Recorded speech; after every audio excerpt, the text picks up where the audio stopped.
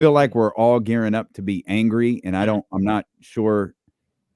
Where are you leaning with these All-Star announcements coming up here in about an hour?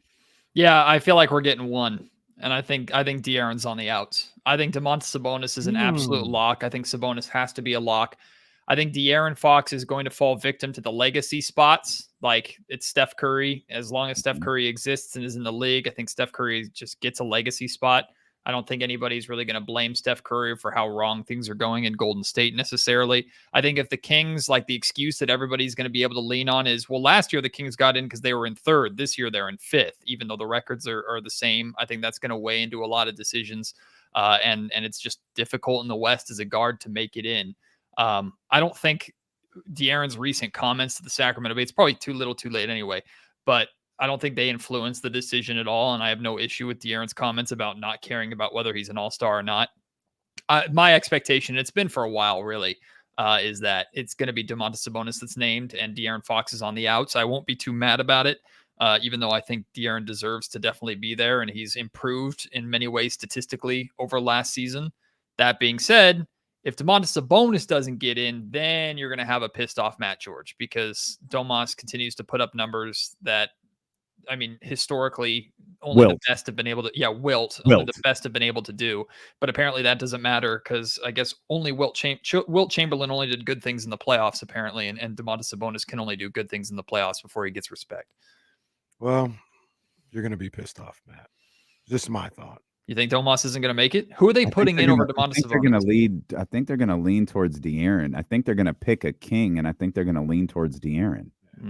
I think that would be. I think that would be the wrong decision. Not that it's a Domas is better than De'Aaron argument, but just based off of the numbers that Domas is putting up, the significance of the Domas's numbers, and the fact that the Sacramento Kings are still a good team or a really good team. I think Domas deserves to be there. I think both of them deserve to be there, but I think Domas deserves to be there maybe a little bit more just because of the history that he's putting himself in and the conversation that he's putting himself in.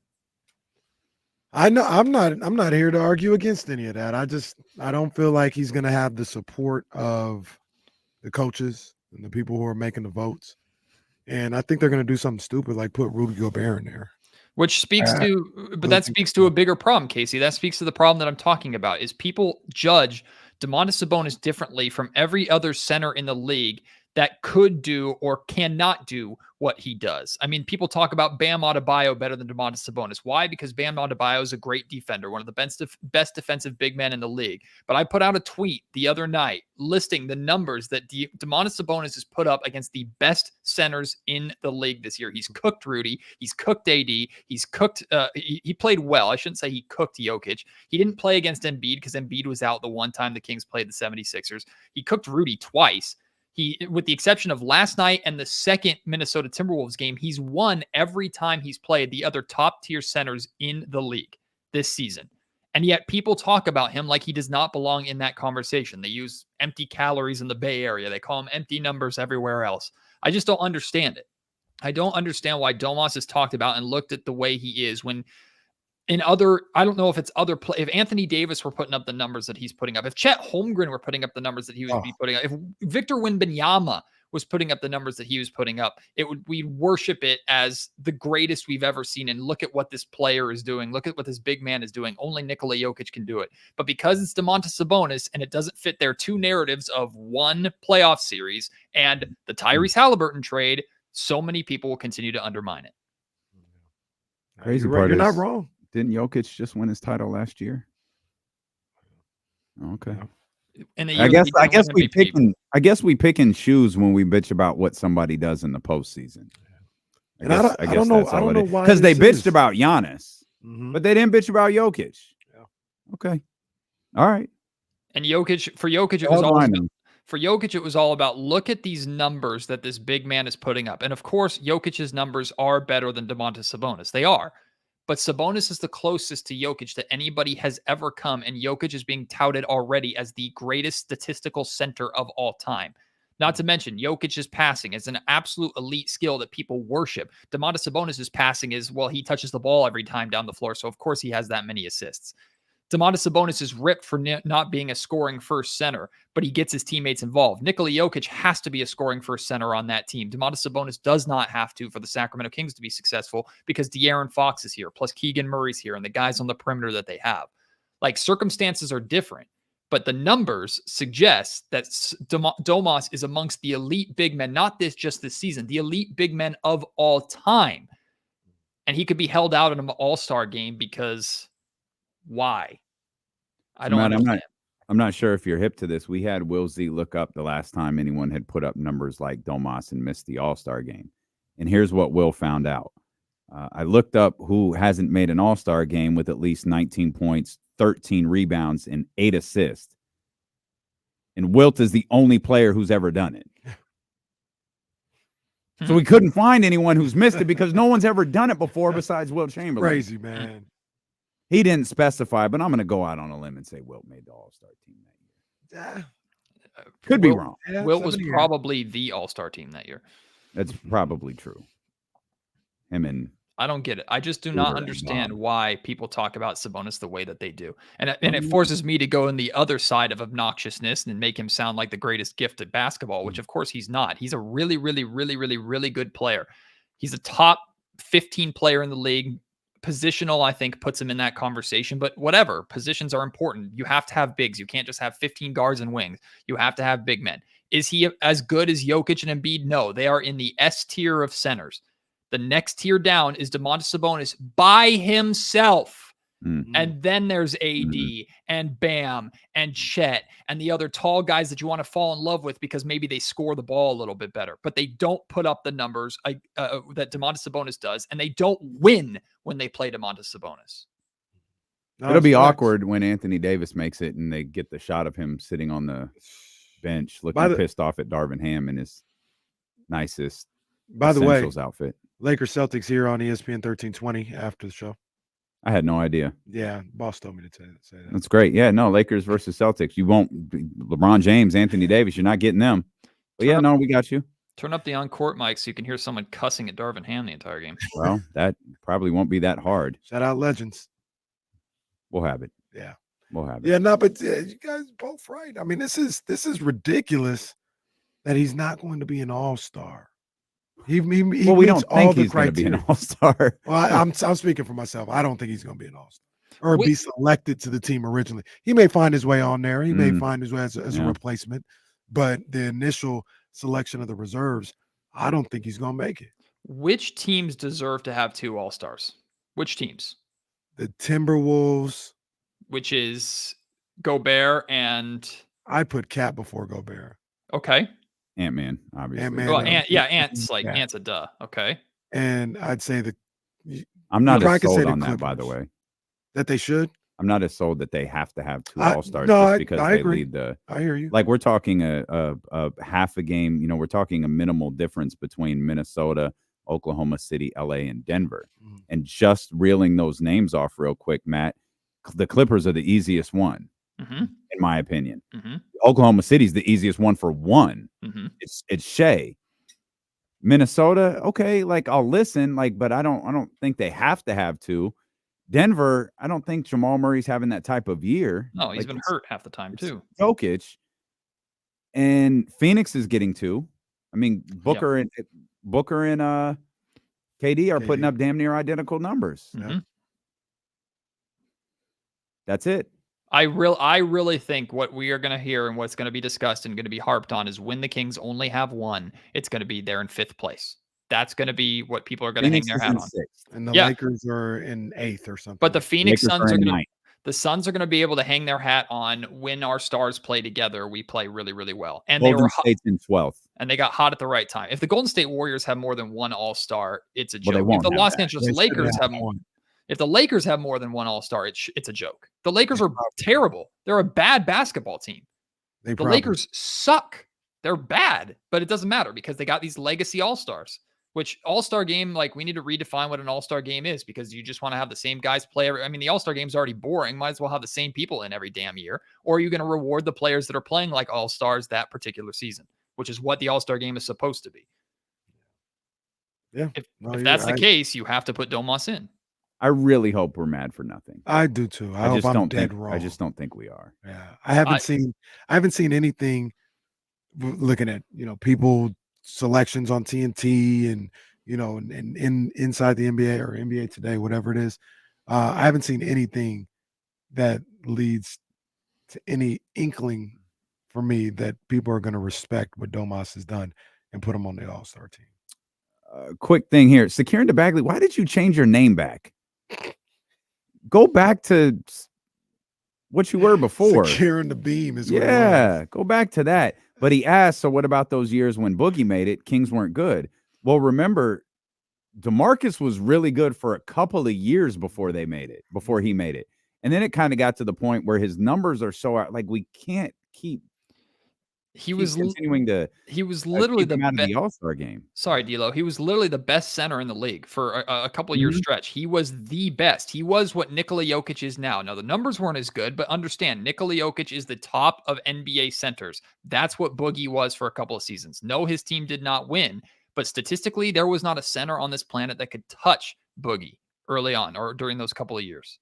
And what we're also talking about in this situation compared to that situation, and maybe somebody would know better than I would, but we're not talking about Anthony Davis not being all-star caliber with the season. We're not, well, I am saying that about Rudy Gobert, but we're not saying that about Cat or anything like that. We're saying they shouldn't make it over Domantas Sabonis. DeMarcus Cousins, I don't know, maybe Vin Baker was having a better year than him at the time. I don't know. Vin Baker's way before DeMarcus Cousins, but no one was. But to Matt's point, no one was having a better year than DeMarcus. Exactly. Like he was the one. And but again, they held it against him for a couple of years until it was like we can't keep doing this. Yeah, like he should probably have at minimum 2 more All-Star games to his resume, but he doesn't. And he wasn't even a legacy. He fought his way in. Steph will ultimately be a legacy. They're not keeping Steph Curry out of the All-Star. No, for sure. And all the things that I said about maybe, he shouldn't be on there or whatever, that's just should, would, could. Like they're definitely putting him on the team. He's about as locked as anybody in the league. Yeah. I think. Yeah. It might be a little bit of a makeup too, because wasn't he hurt last year? He didn't play in the All-Star game last year. If I remember correctly, he was out. Booker was out. I can't remember Booker if didn't get selected at all. Booker didn't get selected last year. I genuinely no. I think De'Aaron replaced Booker. I thought that's what I thought. I thought Book didn't get selected at all. Oh. Yeah, I thought maybe I could be wrong. I thought De'Aaron replaced Booker, but that it's inconsequential. I don't remember. I don't remember Steph being out, but I don't care. Domas and De'Aaron for the All-Star game. Can I pivot the conversation to something to lighten the mood and make us a little happier? Sure. So I want we are mad for something that has not happened yet. We're predetermined mad, which is an important thing when it comes. Always a good way to live life. Get mad before anything actually happens to make you upset. It's healthy. It's healthy. So I'm big on milestones, and I wanted to celebrate something with you. Like I take things that I like to put like in frame and put things up. Sorry, radio audience, this is not going to work very well. But like I have my first ever newspaper article that I wrote in high school framed and stuff like that. And I love collecting milestones and moments throughout my career. And there's a milestone that happened last week, and I actually wanted to share it with you guys. I haven't gotten it framed yet, but I just got the print today. So I just wanted to share this milestone. Oh, very nice. Very nice. I like that. It is a blow-up picture of our brother Antonio Harvey and Domantas Sabonis, our man Antonio, right in front of Matt George's ABC 10 camera, his 4K ABC 10 camera with a crystal clear shot of Antonio Harvey. When I tell you that is an all-timer. When I tell you I dropped the loudest F-bomb in an empty Chase Center at 10 p.m. when I opened up that file or opened up that video to put it on social media, and I saw Tony step in front of my camera 2 different times, it echoed throughout the Chase Center. Echoed. That is just amazing. For social media, it's fantastic, and we can get a good laugh out of it. It's really no big deal. But I imagine when you're cutting clips for your News 10, your ABC 10 broadcast. He made the air. I covered it as best I did everything I could possibly do, and I was like, he's just gonna make the air. So maybe Tony made Antonio Harvey. That's tremendous. That's tremendous. Real quick, just because I was curious. Fox replaced Dame Lillard. Okay. Book didn't make it at all. So Book didn't make it at all. Okay. That's right. I think he had an argument though to make it. I thought he had missed a bunch of games. Yeah, I remember us talking about that. Like Book had missed a bunch of games leading into then. And when he played though, like he was killing like last year. He was an all-star caliber player. He just didn't play a lot of games. I'm glad you looked that up because it was weighing on my head. Well, what'd you think of last night? I was less pissed off last night than I was after the Memphis win. So I'll ask you about that. You were one of the people who were really upset about the way the Kings won the Memphis game. Yeah. So to be clear, you've been very busy the last couple of days. You may not. We didn't care. Go win the game. Like, it wasn't pretty. This isn't the BCS. This isn't the college football playoff. There's no style points involved in this. Go get a dub. You had a different perspective. Yeah, no, I understand that perspective completely. And ultimately, like the one universal statement that reigns over everything that I'm about to say is you'd much rather take ugly wins than pretty losses. And in so many years past, the Kings lose that game almost every single time. They deserve to lose that game, to be completely honest, for how they played. But I watched that entire game and I was disgusted not by the fact that the Kings were struggling to beat a Memphis Grizzlies team that was missing 11 guys, because the one thing I expected from that game was that all 8 of those Grizzlies players, especially the ones who were two-way guys and like that Matthew Hunt guy who'd never played an NBA game before, and all these people, like, I knew they were going to play hard. This is their first and maybe only opportunity to get extended NBA minutes. Didn't matter who they were playing, they were going to play hard and they could play without fear. So what the Grizzlies did and who the Grizzlies fielded, the roster they fielded, really had nothing to do with my frustrations. My frustrations had everything to do with the Sacramento Kings knowing full well that this is a game that they probably needed to get because of the remainder of this road trip. This is a Kings team who's been trying to turn things around, who has been trying to enjoy good vibes, who gets up and plays hard in a shootout against the Warriors, who gets up and plays hard in the whatever win was after that. I don't even remember, to be honest with you. And then they take the floor against the Memphis Grizzlies and they turn the ball over 19 times. And what really pissed me off, and I love Malik Monk, like, I just love that man. I love watching him. I love the chaos that he brings. I think he's way more often than not great for this Kings team. He is in a funk right now. And there is a moment in the fourth quarter where the Sacramento Kings were down 2. They hadn't even passed 90 points yet. They already had like 16 or 17 turnovers on the night. They were down 2 in the fourth quarter to a shorthanded Grizzlies team, and shorthanded is putting it nicely. And Monk tries this behind the back, between the legs, dribble and pass, and nearly turns the ball over. He actually didn't turn the ball over that time. He somehow scrambled and managed to reclaim possession. And that, to me, that moment was the example, or told the story of, I thought, how the Sacramento Kings approached that game, with the exception of Domantas Sabonis, who put up big numbers as he usually does and fought hard and battled hard. And Sabonis said it best after the game: the way the Kings performed was unacceptable. And that's how I felt. The mistakes that the Kings were making, the flashiness, the arrogance of which they played with, how disconnected they were, how lazy they were with passes, the self-inflicted wounds that they suffered in that game, to me was completely unacceptable. And I thought back to how the most pissed off we saw Mike Brown last season was when, after the New York Knicks victory, when he watched the Kings play and he took the podium after that game, we were all happy because the Kings just beat the Knicks on national television in Sacramento. We're like, this is awesome. He takes the podium and basically says, that wasn't good enough. That's not okay. That is not going to fly. That's how I felt about the other night. Like, just the way the Sacramento Kings played, it had nothing to do with Memphis and everything to do with the Kings. I just felt that even though they got the victory, and good on them for doing that, that's what good teams do. They found a way to win that game. But throughout that game, I didn't think they took it seriously enough. And they just continued to make self-inflicted mistakes after mistakes after mistakes. And I just thought it was unacceptable from that team. And we should hold that team to a higher standard than, well, they got the win, we can forget everything else. It happens. That's just my thought. Those things happen. And I'm not even saying that anything you're saying is wrong, Matt. Like, Yeah, you would want to see them play better than what they did in Memphis, but it's not a video game. These are human beings. Sometimes you have nights where you're just not there mentally. Yes, but that's happened a lot this season, though. That's the problem. We've been questioning that about this team a lot this season, and it's not getting better. Maybe the blowout losses are getting better, but the mental mistakes have been a consistent issue with this team all season long. Sorry to cut you off, Casey. No, that's fine. What you're saying isn't wrong there either. But I don't know the Memphis game to get upset with that one. I wasn't getting upset with that. I'll take the win in that situation. That's also nobody ever likes to say it, but that's also a hard game to get up for sometimes because you're playing a bunch of G leaguers and it's the focus may not be there. They're thinking just like we're probably thinking, walk on the floor and beat these guys. See, I hate that.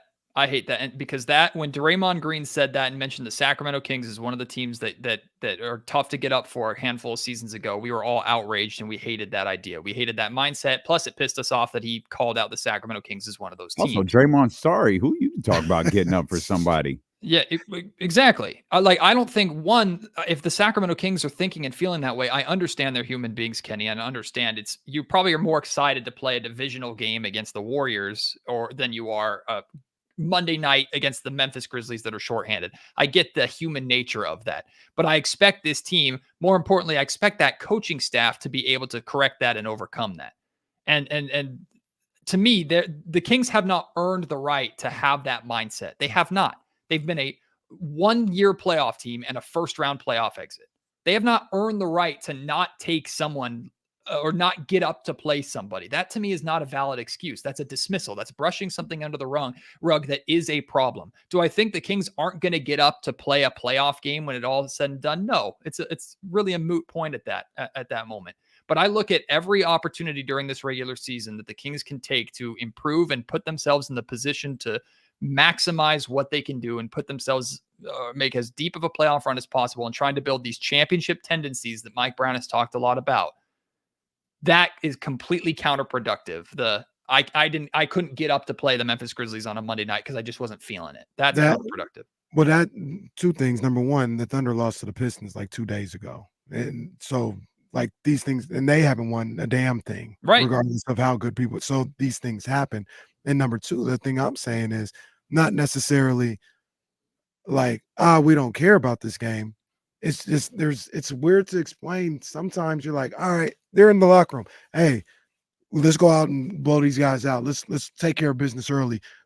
Get up. Don't sleep on these guys because they're saying that, but it's just something sometimes that you just your mind and your physical don't connect all the time. I'm saying that they were playing the game like it was a pickup game. Yeah, you could see it. That's why they were throwing the ball out of bounds. Yeah. That's why you had that play with De'Aaron Fox and Harrison Barnes in the fourth quarter. And even in the middle of it, in the middle of the game, they might probably in the huddle like, "Hey, come on, let's pick this up. Let's pick it up." Well, and they go out there and they're sometimes you see, but that's the thing. It don't happen. They did. That's what we were talking about. Matt and I understand like your frustrations over that. A terrible first quarter, but they took care of business the other three. Yes. Like, I mean, I guess we have this mindset that they should have beat that team by 30. And I guess if you feel like they should have. But after the first quarter, it was just a regular basketball game. But it was a regular basketball game where they continued to turn the ball over a ridiculous amount of times over the course of the game. And those were self-inflicted wounds. That's what I'm more mad. I had beat the Grizzlies by 1, beat them by 20 does not matter. The Kings are absolutely a better team. That can't be questioned. And I'm glad the final score eventually did reflect that. But it was how the Sacramento Kings played and how lackadaisical they played through all 4 quarters. That was what frustrated me because maybe some guys woke up. Sabonis certainly woke up, but then Monk was doing that silly stuff in the fourth quarter and the Kings were still struggling to take care of the basketball in what ended up being a close game.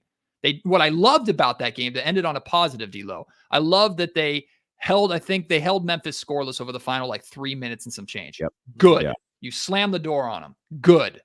That made me feel better about the way you ended it. And to be honest, I realized pretty quickly after putting that podcast episode out that the vast majority of people agree with how you guys are approaching it and disagree with me. And I could be overreacting to one performance, but watching that game through, I was frustrated the same way I think Mike was probably frustrated watching that Knicks game back. It just was not Kings basketball. And that was what got under my skin. So 2 things. I would have preferred a better follow-up to that game last night. Yes. 2, we have a trade. What? It doesn't involve the Sacramento Kings.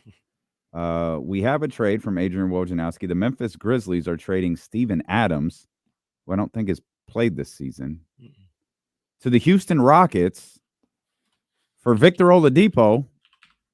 Who knew? Expiring deal. And 3 second-round picks. The only thing that says to me is, boy, the Memphis Grizzlies might be headed in a certain direction. Yeah, as they probably should be. Steven Adams was very, very important to that team. And clearly they're of the belief he's not going to be able to help them moving forward. They're in a very weird position. Of course, I don't know if Steven Adams is scheduled to. I can't remember what Steven Adams' injury was. We haven't seen that brother play basketball in so long. Because he missed, the large chunk of the end of last year. I think I forgot Victor Oladipo was on the Rockets. I did. Yeah. Man, that's just such a tough, God, he was once so great story. But yeah, I guess trade season is underway. The first trade has been made. Well, okay, so I promise you guys, this is not we're just talking. We're just talking. This is not a report. This is not a chatty house situation. There's kind of vetting this guy. You're not reading the Lakers tweet, are you? The guy, he's not just a hack. He's not a hack, but I'm not saying it's going to happen. All right. He's not a hack though. All right. He's not. He's some guy at the TV station. Have you seen his history? No. He was the only one with Kawhi to the Clippers. No, he wasn't. Well, that reported it. Okay. Nobody was saying it. Okay. I'm not. Okay. I'm not saying he's the only one that knew. Okay. I'm saying he's the everybody thought it was the Lakers or he was going back. You know why? Okay, it's fine. Why? Because he's nobody. That's why he could say it. Okay. I said it on the air. You know why no one cared? Because I ain't nobody. I said it on the radio. I'm not saying he's the only one that knew. Okay. I wouldn't look at you as a hack. But what I wouldn't say you're a hack. I'd say you got people that know some things. Go ahead, read the tweet. You read the tweet. He did the other thing they asked him, and this is an obvious one to me, but he was the one that talked about he linked some Cavs trade at the deadline when LeBron was there as the Lakers doing LeBron a solid, and he was going to sign with the Lakers in the offseason. I don't know if this is going to happen, but this isn't who was the I don't remember his name, but the one tweeter that was like, I promise you, Kawhi is with the Lakers. Or I'm getting rid of Twitter. Yeah, I remember that guy. This isn't him. And this guy doesn't just like tweet all the time. Like he's got another stuff of his TV report on KTLA. Like doesn't seem like he's trying to come out here and break news. But basically he says that the Lakers, he's hearing that the Lakers are exploring trading LeBron and AD. I don't think that happens at all. And if it did, that would be crazy. Pelinka would have to be fired. You don't trade LeBron James. You fire Darvin Ham before you trade LeBron James. 100%. That's ridiculous. 100. And I'm not even trying to get Darvin Ham fired, but that wouldn't even answer my thought. My first thought would be you guys figure it out and you guys all play on the same team together. Trading LeBron, no. Hell no. I got nothing on that. That's ridiculous. They're not trading LeBron James. I don't think they are either. Hey, but salute to, was it KTX? What is it? KTLA? KTLA reporter David Pigalore. Salute, Mr. Pigalore. Get your stuff off. We didn't transition to Miami yet. I said at the end of your frustration about the Memphis game, I was fine with it because I had hoped for a better follow-up against Miami. Unfortunately, that follow-up didn't really – I don't want to say I was prepared for the Kings to lose, but we talked about it yesterday. I don't know what's going to happen tonight. I thought the Heat were going to come out on fire, and they didn't. And there was a point where, once the Kings made that run in the second quarter, it was like, okay, they've settled down. The Kings in a really good spot unless the Heat turn it up in the second half. Heat didn't turn it up. The Kings never got into a flow again. And it just felt like a bad basketball game for Sacramento, and that's why they lost, rather than a desperate Miami Heat team that needed to turn things around, that were in a, historic spiral for Eric Spoelstra. Yeah, first thing that jumped off the page to me, again, sticking with the theme of the Memphis Grizzlies game, the Kings turned the ball over 5 times in the first quarter. Their first play was a De'Aaron Fox turnover. I was like, oh my God, are we doing this again? And it was at least 4 out of the 5, maybe all 5 of them were self-inflicted errors, and all 5 of them were by Kings guards. None of them were by Domas, who took until the 6 or 7 minute mark or something of the second quarter to finally score. Domas had just a rough start to this game with nothing was really dropping for him. That being said, he still finished with a triple-double and outplayed Bam Adebayo. Nothing else new there. But Jimmy Butler played really, really well. Richardson had a red hot night from 3-point range. And here's the Sacramento Kings again, who, as I thought, they did a lot of really good things defensively throughout that game. They had a lot of really good defensive moments, but none of it matters if your strength is not there. And the Kings' strength is offensively. You're going to struggle to win basketball games if De'Aaron Fox is shooting poorly. You're just going to. And there's actually a number that Will Z and I found in a Locked On Kings podcast that's coming later today that reflects that a little bit, but I'll get to that when I talk about Keegan Murray here in a second.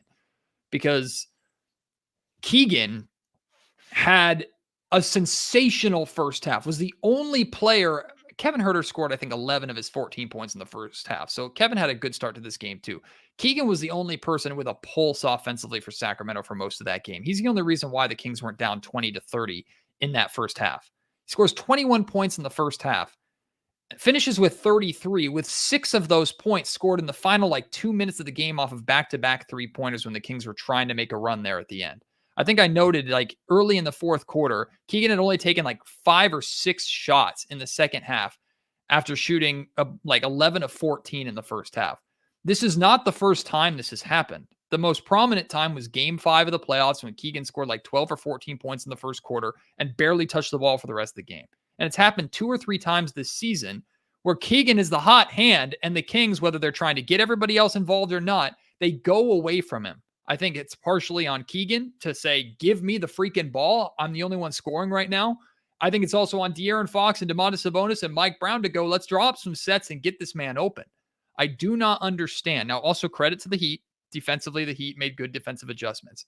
But I think this speaks to a larger problem, guys, and this is what Will Z and I discovered today. De'Aaron Fox has 25 games this season where he has taken 20 or more field goal attempts, right? And that makes complete sense. Fox is the guy. He's going to shoot more often than not. He is the absolute offensive engine of this Kings team, at least scoring-wise. Makes complete sense. The next closest guy is a 4-way tie between Sabonis, Keegan, Barnes, and Monk with 2 each. The Kings are so reliant on De'Aaron Fox and the volume of shots that he takes that offensively, if he's having nights like he does last night, even if the Kings are playing good defense, they struggle to win basketball games because there is no excuse for not getting Keegan Murray 20 shots last night. There is no excuse for not getting Sabonis 20 shots on a night where he's feasting in the paint, or not getting Malik Monk 20 shots on a night where he's getting going. I think this speaks to maybe a bigger problem with Sacramento's offense. We know how prolific they can be, and they love to share the basketball, and I love that. But when you have a hot hand that's not just De'Aaron Fox, feed that hot hand. And I don't think Sacramento takes enough advantage of that when they're having a Keegan Murray game like they did last night. Yeah, I think one of the issues with the Kings is, and we talked about it earlier, Damon, is they just don't have enough guys that can create their own shot. Mm-hmm. And that's in situations like that where you still should be able to find a way to get 2 more shots for Keegan Murray. I'm not disputing that, but situations like that, Keegan a lot of the time seems so reliant on the offense or the aggressiveness of Fox and people drawing and kicking and things of that nature, where they need Keegan or somebody else to be able to just give him the ball at the top of the key or give it to him on the wing, and you go get your own shot off the bounce. And that's what this team is lacking if De'Aaron Fox and most times, or if Malik Monk aren't the ones doing it. They don't really have another guy who can do that. Mm-hmm. No, I agree. I agree completely. And that's an area of Keegan's game that still needs to get better is his ability as an ISO scorer. That being said, when Harrison was hot the other night in Golden State, I mean, back-to-back 30-point games, and I love what Harrison did. And D'Lo, you said something earlier that I 100% agree with. I would much rather take a night like last night where Harrison is 2 or 3 of 11 or 12 like he was than 1 of 2 or 2 of 3 or 3 of 4. Or whoever said that. I think it was D'Lo who said that. Or Casey. I said it. I was repeating Casey. Yeah. Either way, you're 100% right, because at least Harrison is involved. And also Harrison, I think, grabbed like 5 or 6 rebounds last night. When Harrison is involved shooting, getting some touches and shooting the basketball, he does more on other ends of the floor. You can say the same thing about Kevin Huerter.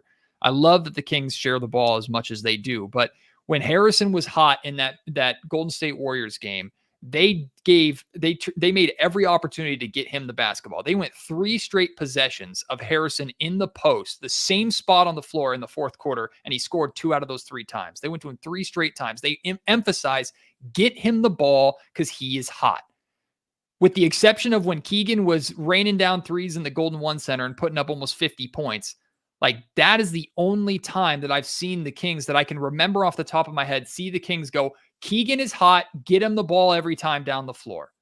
I just think they go away from it a little bit too much with Keegan. And even when Kevin Huerter has been hot, and going back to last season, when Kevin Huerter was having his moments and having his games, it was a DHO every other time up the floor for him. Why aren't you doing the same thing with Keegan in that second half? It's just things that I don't necessarily understand. And I don't know if it's a Keegan problem, a Kings problem, or all of the above. Celtics Lakers are coming up next here on ESPN 1320. We're headed to 102.5. Yep. And since y'all have been trolling, Soul Bloom, it's time. We're going live on 102.5 right now. I'm sorry. This is directed at one person. Soul Bloom. It's time. We're headed over to 102.5 right now. Enjoy Celtics Lakers. We will see you tomorrow at 32 Brew Street inside Sky River Casino here on Sacramento Sports Leader ESPN 1320.